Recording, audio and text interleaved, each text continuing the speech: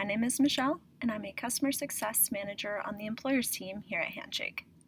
Today, we're going to walk through the process of posting a job. To start, click on the Jobs tab in your Handshake account. You'll see a list of all the jobs that are currently live on your Handshake profile.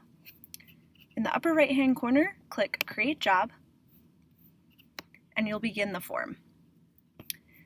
To start, we'll be, for example today, posting an account executive role that we have open here at Handshake. Paste the job exactly as it reads on your external career site. This is the job we'll be using. You'll want to add an ATS job code. Basically, it'll look something like this. So ats.com/job ID and then source equals Handshake. You'll need to work directly with your ATS provider to set up this source code, but this is very important as it will indicate to students where they have come from, essentially the source of that applicant. The next thing you'll be able to do is indicate where the students should actually apply. If you're going to be collecting all your applicants in Handshake, it's fairly easy. Just click Apply in Handshake. If you'd rather redirect them to your ATS, we are happy to help you do that, and you'll be clicking Apply through External System. You'll now include the applicant tracking system URL for that unique job. In this case, we'll be linking in this account executive role, and so this will be the unique URL. If you need to list out instructions for the applicant before they get to the ATS or your career page, you're welcome to do so here, but this will show to them before they leave Handshake. The rest are pretty standard indications of what type of job it is. So for this one, we'll list it as a full-time role. Again, full-time, this is a job, not an internship. This will be permanent, and it is not work-study. So we'll move on to details. We recommend copying and pasting the description exactly as it's listed on your career site. So we'll just go ahead and copy this entire text, and we will paste it. Check just so the formatting looks great, and we're good to go. You will then indicate the job function. This is how students will be searching for jobs on Handshake, and so we've given you pre-selected functions for you to choose from. Since this is a sales role, we can indicate that this is business and development, sales, and that is probably all we would want to indicate. We could add in general management. So basically, students will use this list to search for things that are relevant to what they've studied. So we could do general marketing as well. You're welcome to include as many job functions as you'd like, but please do make sure they are relevant so that students are seeing the most appropriate jobs for what they've studied. So you'll want to indicate how many students you expect to hire for this position. This will not show to students. This is only showing to us on the Handshake side to ensure that you're set up for success and to help you track ROI. Let's just say we're hiring 5. Next, you're able to indicate the salary for this role. So basically the first part is if this is paid or unpaid. This is a paid role, so we'll indicate that. And you're also welcome to indicate the actual number or an estimate of what this person could be making. This part is not required. You can enter in the location.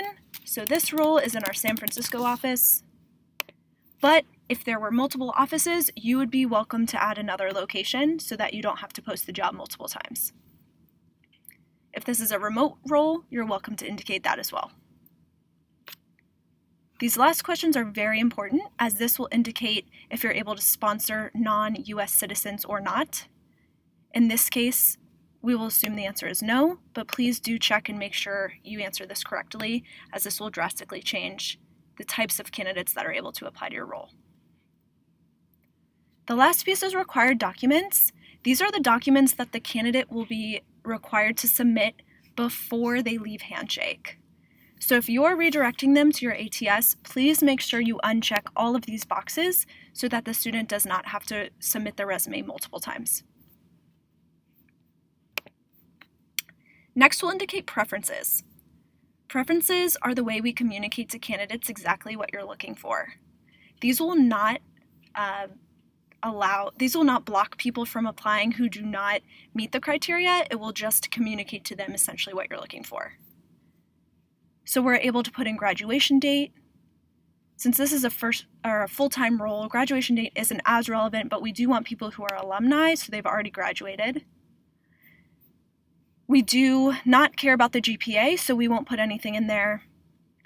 And maybe we'll choose any of the business majors for this. And again, this is a little bit different than job function. Job function is allowing them to look for jobs in a specific kind of type of work. This is more mapping directly to their major. So this is a little bit less relevant, but still useful for them to understand what kind of majors are successful in these roles. If one of these in the group didn't make sense, you're welcome to uncheck it, and it will no longer be listed. Now we'll decide which schools we want to post our job to. The most strategic strategy for this section is to just add all schools, as you're able to add every single school in your individual recruiter list. Moving forward, we'll have the ability to from your school network management lists, you'll be able to upload a specific list into this job posting. You'll now see a list of every single school you're connected to on Handshake that will be receiving an approval for this job. As a reminder, when you add schools, you're requesting access to network with their students. When we post jobs, you will ask again for approval to post that job to their university.